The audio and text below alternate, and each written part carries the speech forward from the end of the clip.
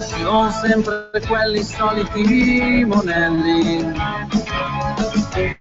di scommesse e di bordelli.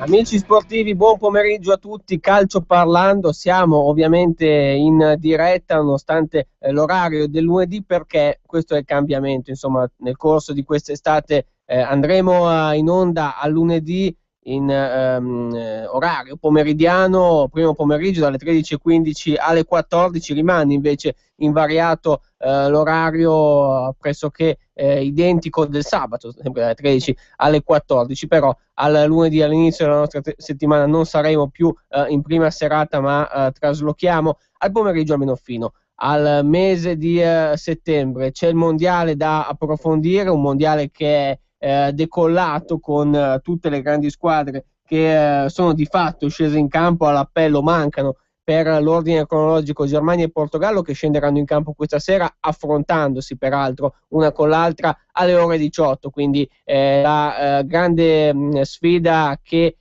chiude la tornata del primo turno, della prima giornata, ecco, per quanto riguarda gli 8 gironi. Saranno 7 in totale quelli che saranno conclusi dopo la giornata di oggi. Ovviamente all'appello mancherà ancora il gruppo H con la Russia di Fabio Capello. Ci sarà anche il Belgio, ovviamente. Grande curiosità per vedere all'opera questa squadra che tutti accreditano in maniera piuttosto importante come outsider, il Belgio, insieme naturalmente al Cile, che è già sceso in campo, ha battuto peraltro l'Australia. C'è però anche e soprattutto, diciamo, una nazionale italiana da così sospingere magari verso una qualificazione. È partita decisamente con il piede giusto la squadra di Cesare Prandelli, ha battuto l'Inghilterra sabato notte per 2-1, gol di Marchisio, gol di Balotelli. Insomma, un'Italia che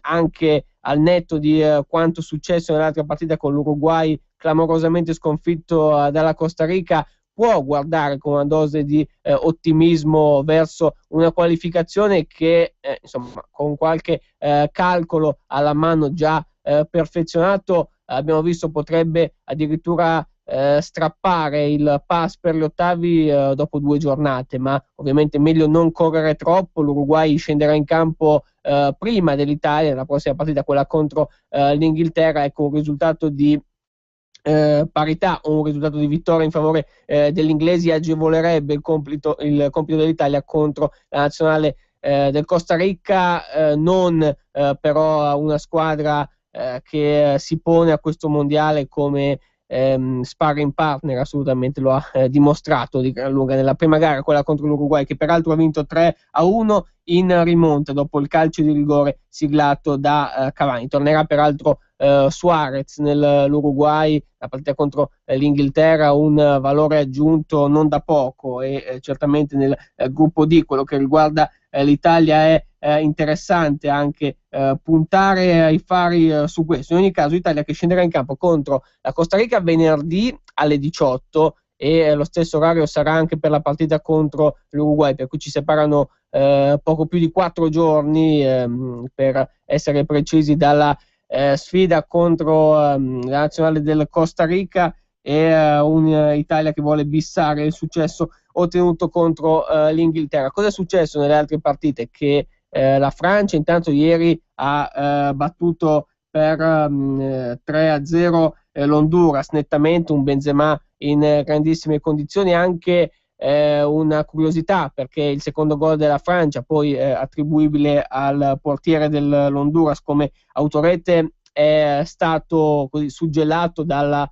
Moviola, pallone che alla fine è entrato, come ha certificato il computer. Francia che comunque ha vinto 3-0, era il secondo gol, quello che di fatto ha chiuso la partita per la nazionale transalpina di Deschamps. Ieri ha segnato Leo Messi. L'Argentina questa notte, anzi per la verità, ha battuto 2-1 la Bosnia a fatica. Non è stata una gran partita per la nazionale sudamericana, però insomma la pulce in gol, quello che poi vuole essere il suo mondiale, vuole essere una risposta magari da protagonista in un mondiale, appunto. Argentina che ha portato via questo primo successo nella gruppo F, dunque a spese della Bosnia, non ha un girone particolarmente complicato, almeno sulla carta, la squadra della Celeste. Poi naturalmente a margine anche la vittoria a 20 secondi dalla fine da parte della Svizzera, ieri 2-1 contro l'Ecuador, una squadra quella elvetica di cui abbiamo parlato approfonditamente sabato nell'ultima puntata di Calcio Parlando. Svizzera che comunque vuole la qualificazione agli ottavi, lo sente soprattutto come un dovere, vista la situazione, visto il girone, visto il proprio potenziale. Ieri ha portato via in ogni caso i 3 punti di riffa o di raffa, come si dice in questi casi, una Svizzera che ha battuto 2-1 appunto l'Ecuador. E poi ricordiamo che nelle altre partite giocate tra l'altro nella notte, sabato e domenica, la Costa d'Avorio, grazie a Gervinho, ha battuto 2-1 il Giappone, inutile il gol del milanista Honda per la squadra nipponica di Alberto Zaccheroni, e la Colombia invece ha battuto 3-0 la Grecia, quindi una squadra in grandissimo spolvero, anche quella sudamericana che comanda il gruppo C, appunto insieme alla Costa d'Avorio. Parleremo naturalmente di tutto questo facendo il punto della situazione sull'Italia di Prandelli, che al netto anche di qualche problema, abbiamo visto quello di Buffon, in effetti non ha giocato sabato contro l'Inghilterra, noi lo davamo certamente in dubbio perché nelle ore antecedenti la gara contro la squadra di Oxon poteva anche palesarsi qualche possibilità di vedere tra i pali l'estremo difensore della Juventus. Si è dovuto arrendere Buffon, chissà se potrà essere recuperato per la prossima partita contro la Costa Rica. In ogni caso è una vera maledizione per lui, come ha spiegato anche attraverso i suoi commenti su Twitter, ma anche per quelli che sono stati i vari portieri dell'Italia nelle ultime manifestazioni sia mondiali sia europei, quindi particolare in questo senso. Sirigu, che comunque lo ha sostituito, ha fatto decisamente bene contro l'Inghilterra sabato notte, da lui le conferme migliori, ma anche altri singoli, ne parleremo naturalmente, gente come Candreva, come Darmian, per quanto riguarda una difesa che magari qualcosina ha potuto pagare, un'Italia che comunque rimane a dare risposte confortanti, come titola ad esempio la Gazzetta dello Sport. E così andiamo con la rassegna stampa. Boom Italia, numeri da record non solo in campo, nel 2-1 con gli inglesi azzurri, maestri di palleggio, 93% di passaggi giunti. Nel mondiale non accadeva dal 66, la febbre cresce e contagia oltre 15 milioni di telespettatori per una gara di mezzanotte, le piazze si riempiono.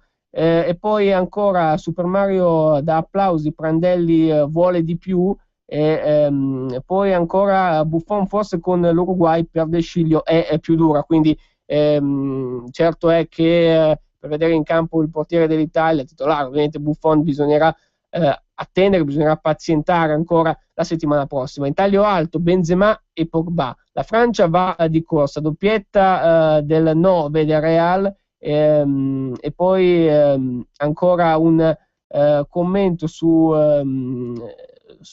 Paul Pogba, che invece conquista un calcio di rigore, e c'è il primo gol tecnologico, l'abbiamo detto, il secondo della Francia con l'aiuto della moviola, della tecnologia. Il pallone alla fine è entrato, quindi Deschamps batte con la sua Francia l'Honduras per 3-0, poi rimonta Svizzera, ma con l'Ecuador è una sofferenza, con quello che è stato il gol di Seferovic allo scadere. Oggi Ronaldo sfida la Germania, e occhi puntati sul debutto dell'Iran, che invece sempre nella giornata di oggi alle 21 affronta la Nigeria. Si parla di calciomercato anche in prima pagina per quanto riguarda la Gazzetta. Ranocchia dice no alla Juve, il difensore rinnoverà il prestito con l'Inter, e poi Conte insiste invece per avere Berardi.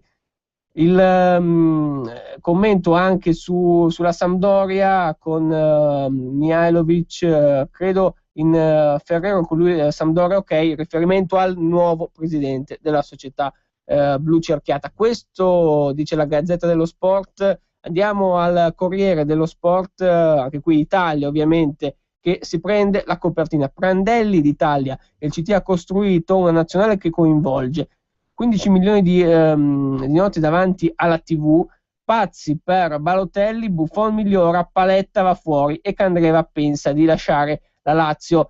La Costa Rica ci crede, Campbell vi stupirò, questo è il virgolettato. Messi che gol al Maracanã, prodezza di Leo, 2-1 dell'Argentina alla Bosnia di Pjanic. Poi Francia, storica rete alla Moviola, per la prima volta decide la tecnologia palla dentro. Germania-Portogallo si gioca invece oggi alle 18. Ronaldo c'è, lo mette fuori Klose, quindi si focalizza l'attenzione su un giocatore che milita nel nostro campionato, nella fattispecie nella Lazio, così come il Corriere dello Sport ha puntato su Pjanic per quanto riguarda il titolo Pjanic della Roma, ma si parla sempre per quanto riguarda i giallorossi anche di Gervinho, una magica emozione. Naturalmente il gol del giocatore ivoriano ha consentito alla Costa d'Avorio di battere il Giappone, Costa d'Avorio che peraltro ha rimontato segnando 2 gol in 2 minuti alla squadra di Zaccheroni, passata come detto in vantaggio grazie al gol di Honda. Inter Mazzarri, niente rinnovo, tensione alta, questo si dice. Poi scatto Napoli, l'obiettivo è Mario Suarez, quindi il Napoli anche nel calciomercato, nelle anticipazioni del Corriere dello Sport. Chiudiamo con Tutto Sport.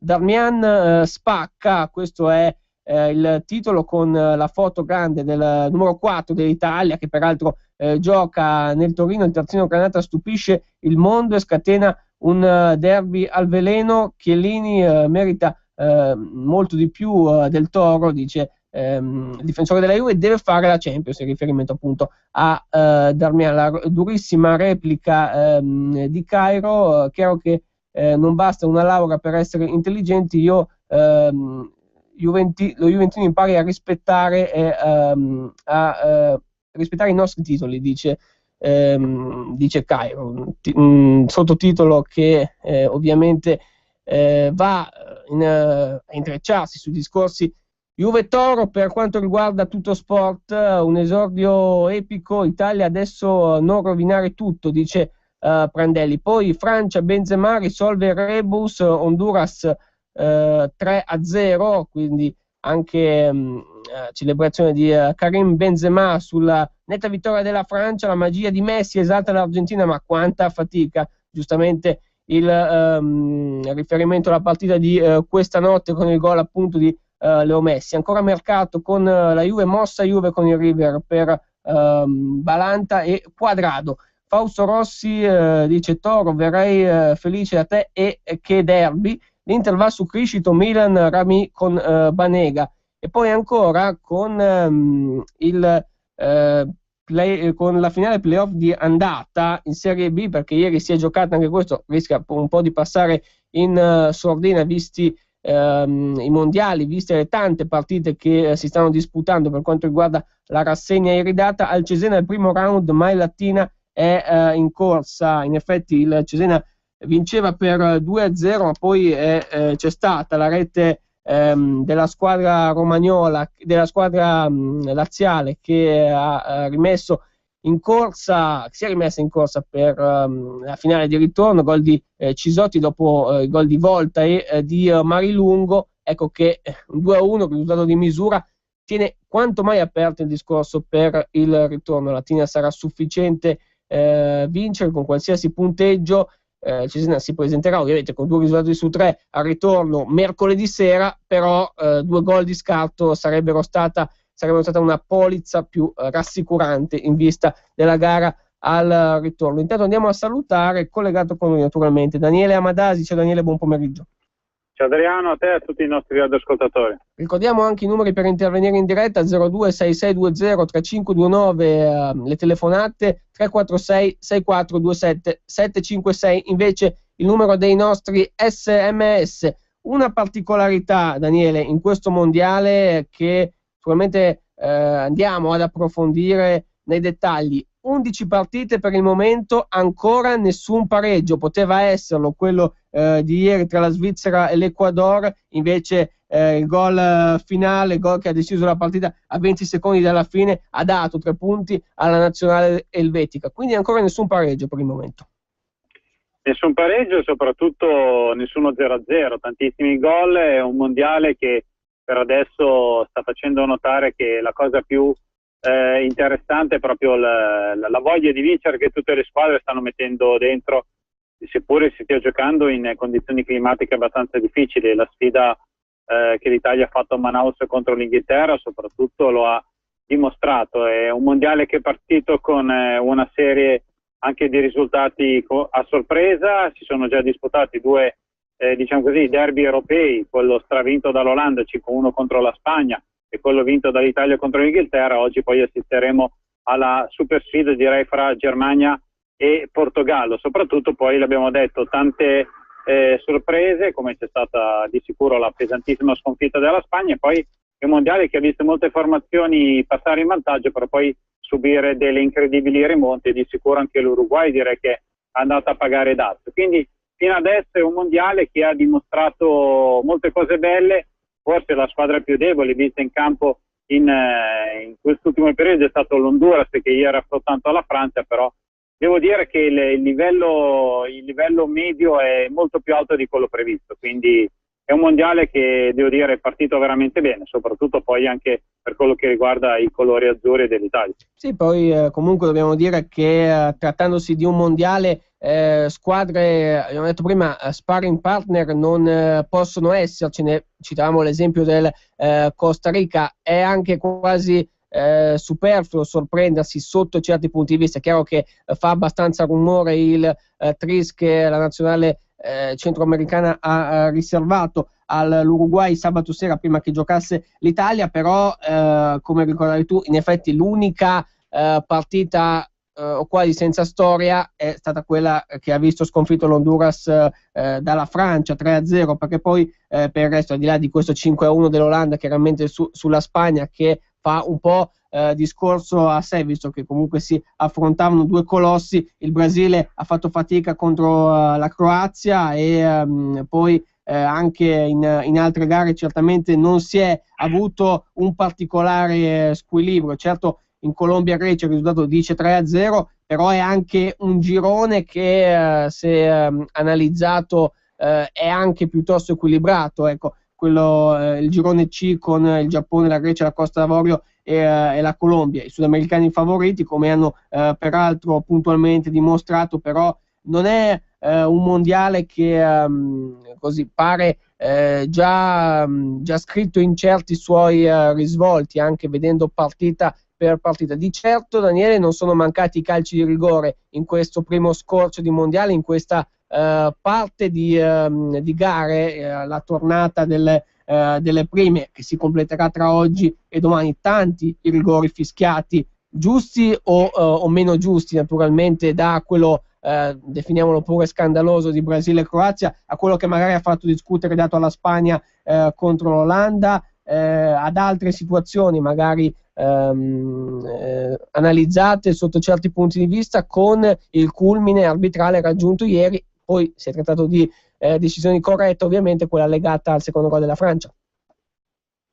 Sì, l'hai detto giustamente bene te, ci sono state tante concessioni di rigori. Devo dire che probabilmente, oltre a quello assolutamente inesistente dato al Brasile, anche quello di ieri, secondo me, sulla Francia si poteva forse non dare, nel senso che Pogba ha ricevuto la spinta, però dopo, diciamo così, ha accentuato anche un po' magari la caduta in area, facendosi una sorta di autosgambetto. Però lo sappiamo, soprattutto le nazionali con un peso specifico maggiore avranno degli aiuti arbitrali. Il Brasile li avrà perché in casa, la Francia li ha avuti, direi, già dalla fase di sorteggio, quando di fatto, pur arrivando a partecipare, quindi aver preso il biglietto per i mondiali Brasile soltanto allo spareggio, è stata messa come testa di serie. Quindi purtroppo, diciamo così, siamo un po' abituati anche a questi scandali. Per il resto tanti rigori, tante ammonizioni, alcune espulsioni e soprattutto fino adesso anche alcune doppiette, perché dopo soltanto una partita abbiamo comunque 4 giocatori che hanno già realizzato 2 reti, quindi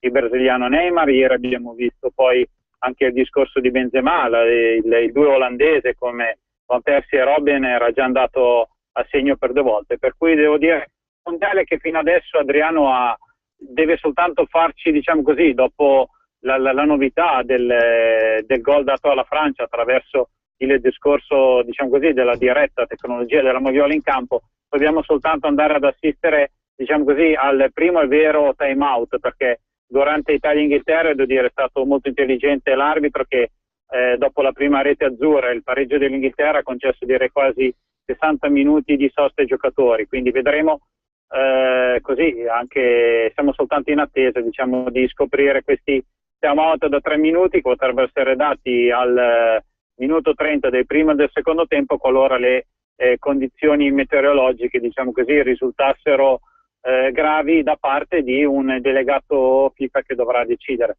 L'altra sera direi che c'erano le condizioni per farle, il delegato FIFA non ha deciso, però è arrivato il buonsenso quantomeno di un arbitro che, ribadiamo, comunque è uno dei migliori in assoluto, che proprio ha diretto la gara fra Italia e Inghilterra. Dunque Italia in spolvero in ogni caso, nonostante la vittoria di misura sull'Inghilterra, però ovviamente c'è stato un primo tempo concluso dall'Italia in netto crescendo, un primo tempo chiuso sul pari prima che la ripresa si aprisse col gol di Mario Balotelli, gol decisivo peraltro. C'è stato, è vero, un grande Sirigu anche da dover giustamente celebrare, essendo un neofita per quanto riguarda i mondiali, quei mondiali che spesso sono costati caro a Gigi Buffon, come lui stesso ha dichiarato anche attraverso il suo profilo Twitter prima della gara contro l'Inghilterra, che sapeva già dover saltare, così come anche quella contro la Costa Rica. Forse lo rivedremo nella gara che chiuderà il girone contro l'Uruguay. Un'Italia che ha dato risposte confortanti sotto molti aspetti, è ovviamente ancora una squadra da perfezionare. Questo 4-1 che però per il momento ha consentito a Prandelli di portare via 3 punti meritati in ogni caso contro l'Inghilterra di Orson. Sì, Sirigu direi che ha fatto comunque un ottimo esordio, un portiere che da quando era stato venduto dal Palermo al Paris Saint-Germain di sicuro ha acquisito una serie di miglioramenti sia a livello tecnico, ma soprattutto anche a livello di bagaglio e quindi di esperienza, perché giocare in Champions League di sicuro gli ha portato già la conoscenza di alcuni teatri e palcoscenici diversi, quindi Sirigu è esordito bene, e devo dire che Balotelli comunque il suo l'ha fatto, nel senso che l'unica vera occasione da gol che ha avuto l'ha messa dentro, e poi aveva sfiorato un'incredibile rete inventandosi qualcosa che è un po' nelle sue corde, che poche volte fa, però sulla fine del primo tempo aveva inventato quel pallonetto con il salvataggio sulla linea. È un'Italia che ha vinto 2-1 contro l'Inghilterra, ha colpito anche un incredibile palo con Candreva e poi una traversa con Pirlo. Un'Italia che ha strameritato la vittoria. Logicamente ci sono stati alcuni aspetti negativi, di sicuro il peggiore in campo è il risultato Paletto, un giocatore che si vede non ha il passo, e soprattutto lo schieramento di Paletta ha portato poi, diciamo così, il fatto di dover mettere Chiellini sulla sinistra, un giocatore che da 1 anno e mezzo non giocava più in quel ruolo, per cui ha giocato fuori ruolo. Quindi diciamo così, Prandelli ha fatto anche 2 piccoli errori, quindi schierare Paletta e poi spostare a sinistra Chiellini. Vedremo che cosa succederà nelle prossime gare. Di sicuro il modulo tattico proposto era un modulo tattico che avrebbe portato l'Italia quantomeno a non perdere, perché comunque avrebbe comandato fin dall'inizio la zona di centrocampo, però mi sarebbe piaciuto magari vedere anche un'Italia con una seconda punta, perché Candreva e Marchisio veramente hanno fatto tantissimo e anche bene, soprattutto in fase di copertura. È un'Italia che quando si proponeva in fase offensiva di fatto andava a difendere a 3 con De Rossi che si metteva in mezzo alla coppia centrali e con Chiellini Darmian che saliva su quella di centrocampo, con l'ennesimo poi spostamento praticamente di Candreva e Marchisio sulla fase offensiva, quindi diventava una sorta di 3-4-3. Viceversa in fase difensiva c'era proprio questo modulo 4-1-4-1.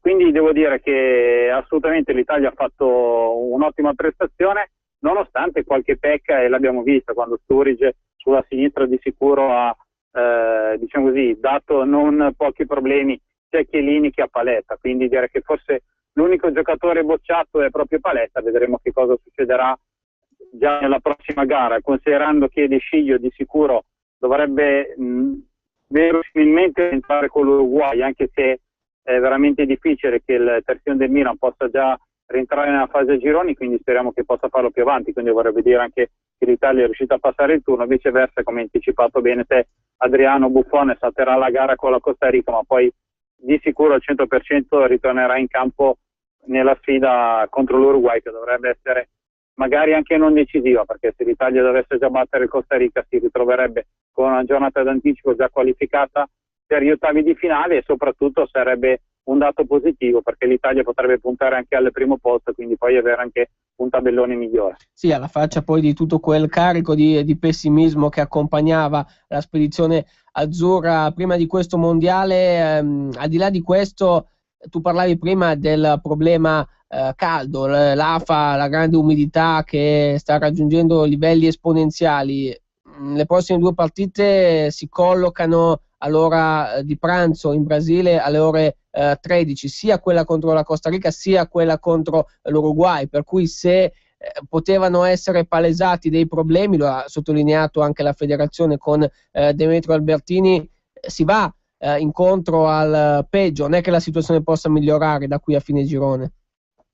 No, bisognerà poi vedere un po' anche la zona dove si andrà a giocare. Come l'altra sera a Manaus c'era comunque un'umidità altissima, sfiorava quasi l'85%, una temperatura di 35 gradi per una zona dell'Amazzonia, e consideriamo che siamo comunque in inverno, ma poi andando anche a vedere su internet le temperature estive, è una zona che arriva d'estate a 50 gradi, per cui sono condizioni climatiche non semplici. Certo, le condizioni climatiche valgono per tutte e due le squadre, però di sicuro nella sfida contro il Costa Rica devo dire che l'unico vantaggio che potrà avere proprio la formazione centroamericana è quello, diciamo, di un adattamento al clima. Viceversa devo dire che comunque l'Italia ha dimostrato anche una buona gamba, quindi soprattutto i due giocatori, diciamo così, che hanno scalato molto sia sulla fase dalla mediana alla fase offensiva, sia Candreva che Marchisio, ma anche Darmian hanno corso, devo dire, bene per tutta la gara, per cui questo è un aspetto anche importante, perché tante volte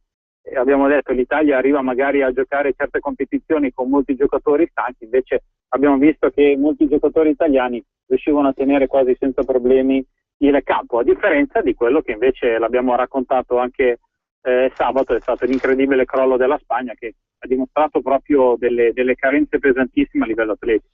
Un'Italia che dunque tornerà in campo venerdì alle ore 18, avversario la Costa Rica, che come detto le ha suonate di santa ragione all'Uruguay, che invece verrà affrontato dall'Italia fra 8 giorni, martedì prossimo, sempre con inizio alle ore 18, mentre ricordiamo che in Brasile saranno le 13, visto il fuso orario, con i problemi di riflesso di cui abbiamo appena parlato. Questa sera c'è un altro grande incrocio, dopo Spagna e Olanda, certamente un altro di enorme interesse, perché ovviamente Spagna e Olanda è stata anche la finale dell'ultimo mondiale, ma Germania e Portogallo non vuole essere da meno. Si comincia appunto alle ore 18 con Kroos, Ozil e Podolski da giro dietro Müller per quanto riguarda la Germania. Il Portogallo risponde con il 4-3-3 in cui davanti si vedono Cristiano Ronaldo, Hugo Almeida e Varela. Questo è il grosso di quello che a Salvador andrà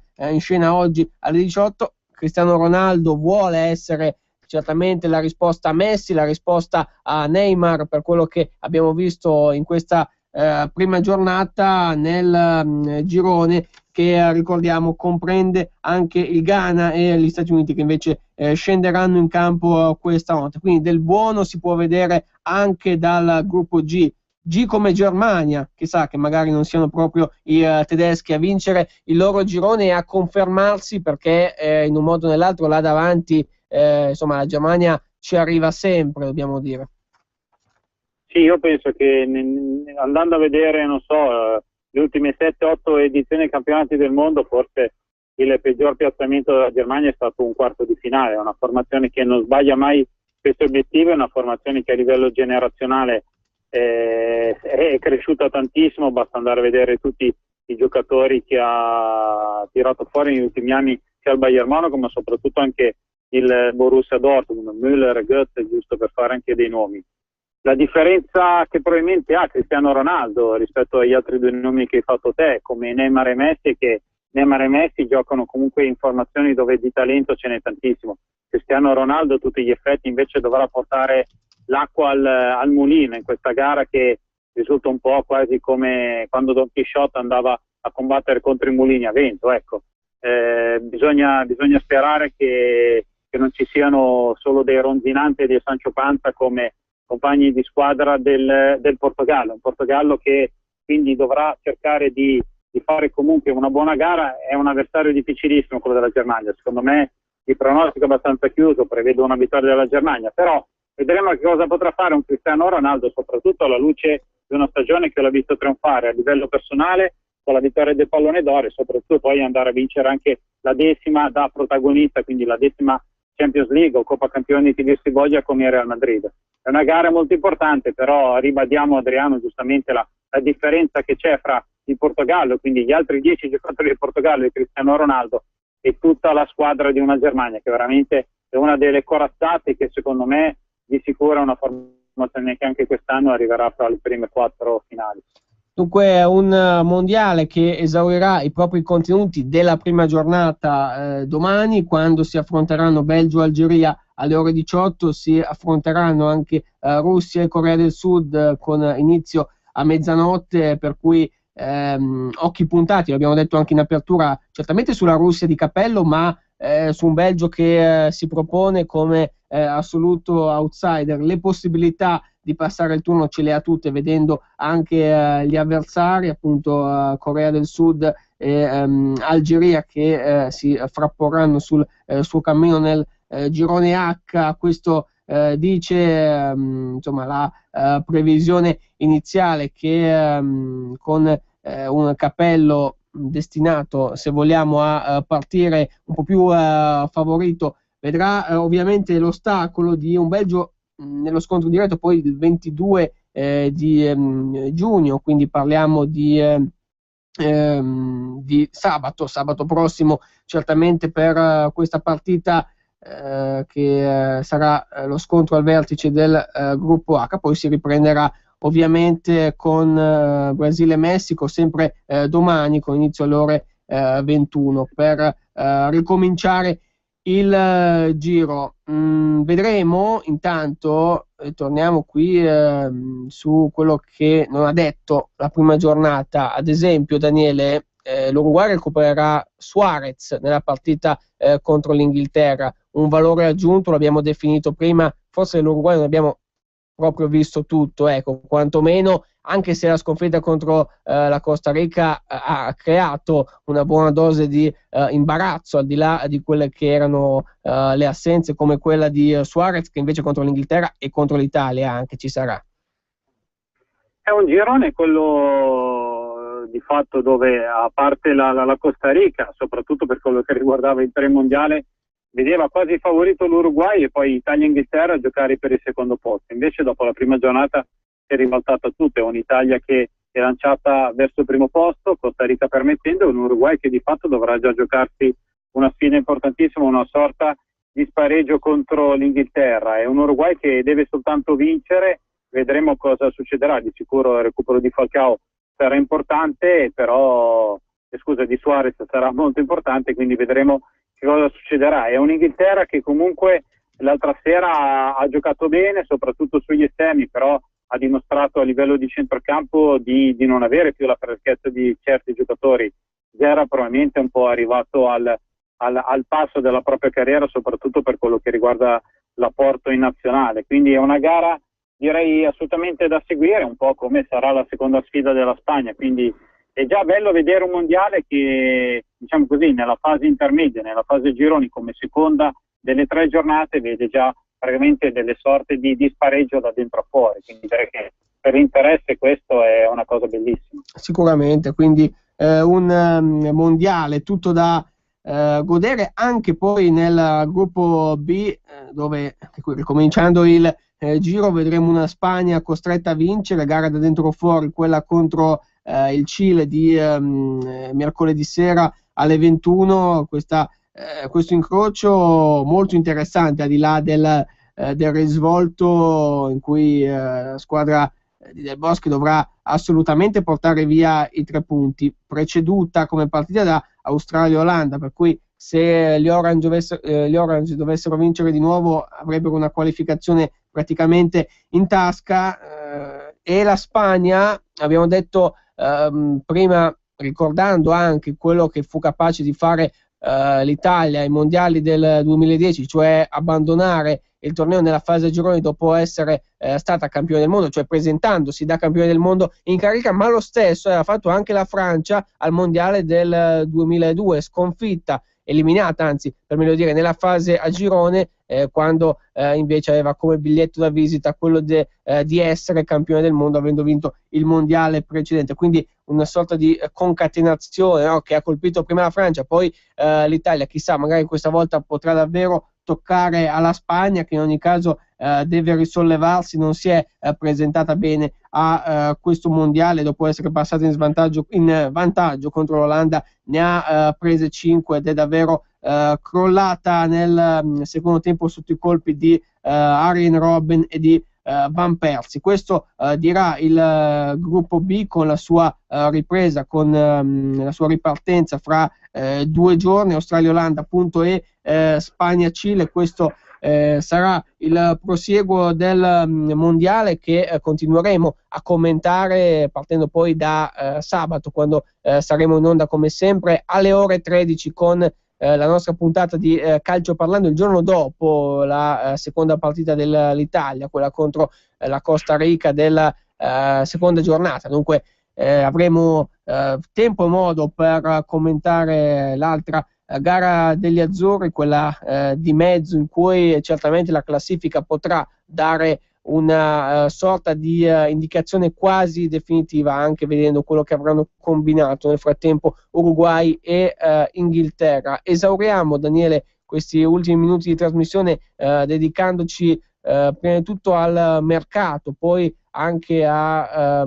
quello che vuole essere il resto del panorama calcistico italiano, e cominciamo da un'ufficialità, perché è di questa mattina quello che è il colpo del Torino, che ha preso Cristian Molinaro, contratto di un anno, arrivo a titolo definitivo. Il Toro si rinforza dunque in fascia, tra l'altro Molinaro ex Juve. L'Atalanta invece ha chiuso per Cyril Theroux dal Chievo 2 milioni di euro, dopo che i gialloblu tengono per il momento ancora in stand-by la trattativa di Palosti, che dovrebbe comunque essere confermato per una cifra vicina ai 3 milioni e mezzo di euro dal Milan. Sì, direi che la notizia di Molinaro l'avevamo già anticipata anche nella puntata di sabato. È un giocatore che era praticamente a parametro zero, quindi era libero, ex Juventus, ex Stoccarda, l'anno scorso aveva giocato con il Parma e adesso approda al Torino. Logicamente molti tifosi Granata si sono chiesti: ma se arriva Molinaro è perché magari il Torino vorrà vendere Darmian? Questo lo sanno soltanto Petracchi e il presidente Cairo. Per quello che invece riguarda Theroux, penso che l'Atalanta abbia fatto comunque un autentico colpo di mercato, perché il prezzo con cui è andato a prendere il giocatore francese Cyril Theroux è bassissimo. Un giocatore che l'anno scorso il Chievo aveva deciso quasi di non vendere per 7-8 milioni di euro, e quest'anno poi lo va a cedere per 2 milioni di euro, per cui è un colpo importante. Di sicuro il colpo di Theroux va di fatto a sostituire la vendita che riguarderà Giacomo Bonaventura. L'Atalanta cercherà di ottenere il massimo dalla partenza di Jack Bonaventura. Quindi 2 notizie di mercato che vanno poi a unirsi, diciamo, con quelle che avevi dato te in anteprima di puntata, ovvero con un Andrea Ranocchia che di fatto ha deciso di accettare la proposta dell'Inter, quindi firmare un contratto triennale, quindi un contratto che scadeva nel 2015 andrà a scadere nel e 18, un Ranocchia che potrebbe essere il nuovo capitano dell'Inter. Si diceva, ma anche diciamo così, le fonti che avevamo noi, è che Ranocchia non volesse firmare perché di fatto aveva già un accordo con la Juventus, invece adesso è arrivata questa notizia abbastanza sorprendente. Altra notizia che invece riguarda un difensore centrale del Milan è che probabilmente a breve dovrebbe arrivare anche l'ufficializzazione dell'acquisto del Milan di Rami dalle Valencia, quindi un giocatore di fatto che dopo aver giocato in prestito nelle file rossonere, un Milan che non aveva poi diciamo così fatto valere per cifre più alte il riscatto obbligatorio, adesso è andato a ritrattarlo, quindi il Milan dovrebbe avere come coppia centrale difensiva Alex e Rami, quindi adesso poi si attenderà di sicuro la scelta su Mexes ancora un anno di contratto, il Milan vuole proporgli una sorta di buona uscita, vedremo se arriveranno a un accordo, quell'accordo che per intesa non è mai arrivato ad esempio con Cesar. Poi tra l'altro ovviamente il mondiale non può che essere vetrina e non può che essere anche fonte di ispirazione per quanto riguarda il mercato. Si parla tanto, e rimaniamo sui giocatori dell'Italia, di Candreva come pedina, lo vuole il Paris Saint-Germain, un Darmian che dovrebbe lasciare il Torino, c'è l'Inter alla finestra, ovviamente più passa il tempo, più si va avanti e più ovviamente le prestazioni dei giocatori impegnati in Brasile vanno a colpire i nostri club, ovviamente animando il mercato poi italiano. Vedremo anche quello che sarà in grado di produrre come fonte per il calciomercato poi questo mondiale in Brasile, lo ricordiamo. Ecco, Adriano, sì. Infatti a proposito di questo, giustamente ricordavi la situazione di Candreva, la Lazio di fatto ha già raggiunto l'accordo per acquistare Parolo dal Parma, per cui anche questo diciamo così va a anticipare il fatto che Candreva dovrebbe partire dalla Lazio e la formazione diciamo così destinata a prendere l'ex giocatore della Juventus, dell'Udinese, che oramai quasi ex Lazio, è il Paris Saint-Germain. Esatto, quindi anche questo è una sorta di effetto domino. Chiudiamo la puntata. Tu hai parlato di Parolo. Parolo è partito di fatto come scalata, come sua escalation di carriera dal Cesena. Il Cesena ieri ha vinto contro il Latina per 2-1 nell'andata della finale playoff, per andare in Serie A, per tornarci dal 2012 dopo 2 anni la squadra romagnola. Però insomma c'è stato questo punteggio che vedeva di gran lunga il Cesena in vantaggio per approdare in massima serie, un 2-0 che sembrava piuttosto rassicurante, firmato da Volta e da Marilungo. Il gol di Cisotti ha rovinato i piani a Bisoli.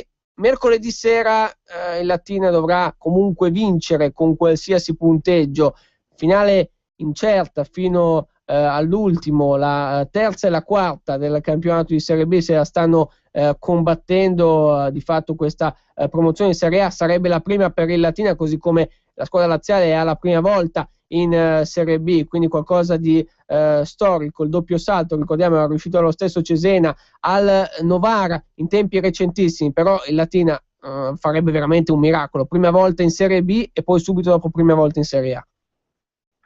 Sì, ieri sera ho fatto una sorta di zapping fra Francia, Honduras e la gara delle Manuzzi fra Cesena e Latina, però ammetto che mi sono soffermato di più sulla gara di Serie B, che l'ho trovata più interessante rispetto alla sfida mondiale. È un Cesena che, guardando il risultato, può essere contento perché ha vinto l'andata per 2-1, dovrà andare a giocare contro Latina avendo a disposizione 2 risultati su 3. Viceversa, per quanto visto, devo dire che Cesena ha quasi buttato via un'occasione incredibile, perché avanti per 2-0 la formazione di Bisoli ha pensato soltanto a difendersi, si è chiusa troppo, e poi dire che in maniera giusta e meritata la formazione pontina ha realizzato la rete che ha riaperto la gara. Il Latina deve vincere il ritorno, hai detto giustamente bene te, con qualsiasi risultato.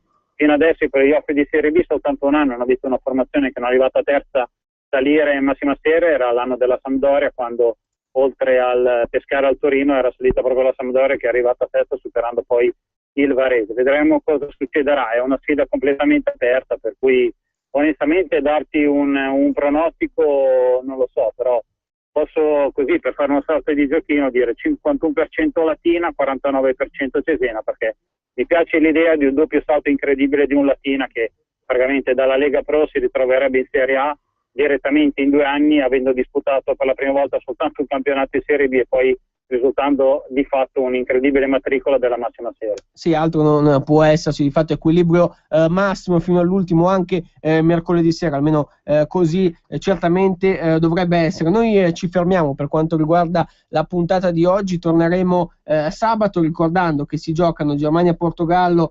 Ghana-Stati Uniti per quanto riguarda la giornata odierna e naturalmente Iran-Nigeria che va a completare il gruppo F. Si giocheranno domani le altre partite, quelle del gruppo H, per poi riprendere il giro per poi arrivare anche a venerdì alle 18 quando Italia-Costa Rica andrà a catalizzare anche poi i nostri commenti, i nostri giudizi del sabato pomeriggio, quando saremo in onda di nuovo con voi a partire dalle 13. Quindi Daniele, appuntamento a sabato, saremo però naturalmente presenti sulle nostre pagine di Facebook e di Twitter per gli aggiornamenti sul mondiale. Assolutamente, www.calcioparlando.com, Calcioparlando RPL su Facebook e @calcioparlando su Twitter. Avete tutte le notizie 24 ore su 24 dei mondiali e del calciomercato, quindi appuntamento direi a sabato con la nostra puntata numero 390. Grazie dunque a Daniele Amadasi, a tutti voi per averci seguito, un saluto anche in regia a Giulio Carnelli, buon proseguimento a tutti sulle frequenze di Radio Padania, buon mondiale naturalmente, restate con noi da Adriano Ancona. Avete ascoltato Calcio Parlando. Salve, sono Giovanni.